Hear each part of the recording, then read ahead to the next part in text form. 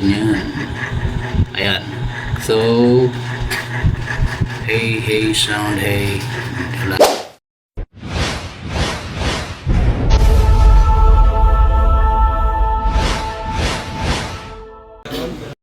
Alright, so ito na, no? Nag-order tayo ng adapter, mic, at saka yung case, no? Para sulit. And abangan nyo, no? Itong ano ang magiging resulta nito. Dito na tayo guys sa LBC Bais. Thank you, no? Kay Rod, Mr. Rob Kainta, no? Sa pinadala nyo sa atin. Yes. So dumating na ang ating order guys. Nakita ko ito sa marketplace lang, no? Ay isang trusted page ng GoPro products at ito yung microphone, no? So ta-try natin kung kasya ba ito guys. Lanzi ito, no? At yung mic at saka ito yung pinaka-importante sa lahat na hinanap ko kasi aabot ito ng 4,000 to 6,000, no? Kung genuine yung talagang hindi replacement. So, ipapasok lang natin ito dito sa may butas na ito. So tanggalin muna natin muna. So ito may lock naman, no? Yan, lock. At saka itong isa. Yan. Bago natin hatakin ito. Ayan. Tanggal na. Ito naman isa, kailangan tanggalin din natin itong cover sa likod. Yung ka-cover ito ng battery.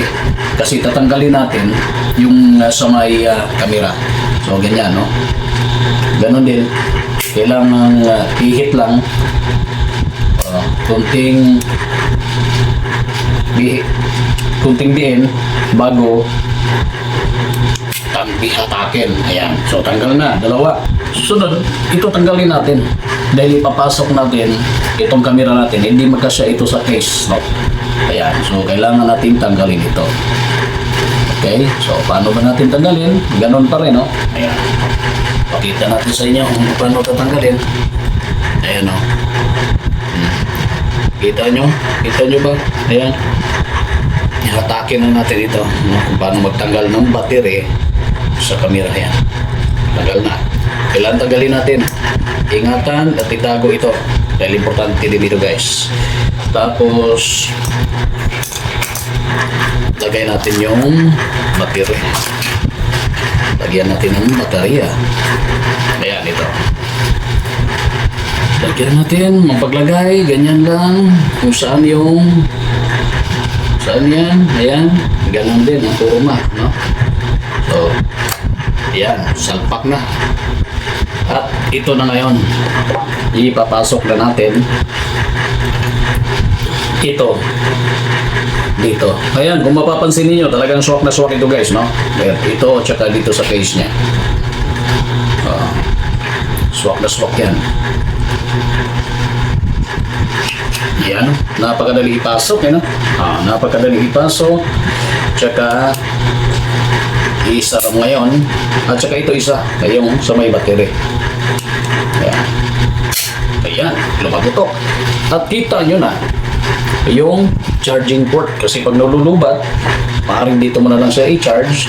Or ito magagamit din para sa ito, ang purpose nitong adapter, no? Para sa mic.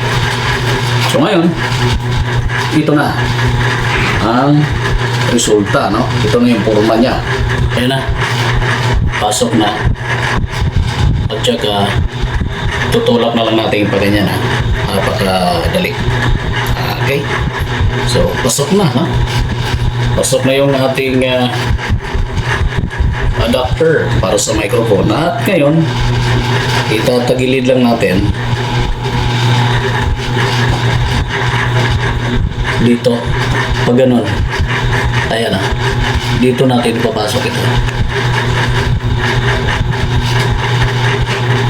Yan.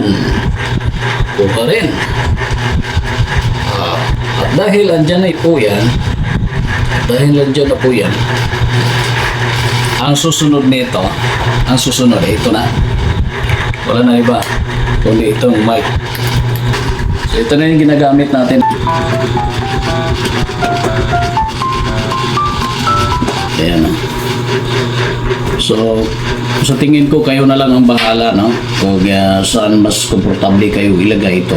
Yung iba kasi dito sa gilid lang, no? So ito na, no? Ito yung pinaka-final setup, guys. Ayan, kung makikita ninyo, ayan po. So ito na yung pinaka-final setup ng ating camera sa helmet at saka pinaka-importante itong ito. So tinatawag na adapter, no? Okay, so maraming salamat po.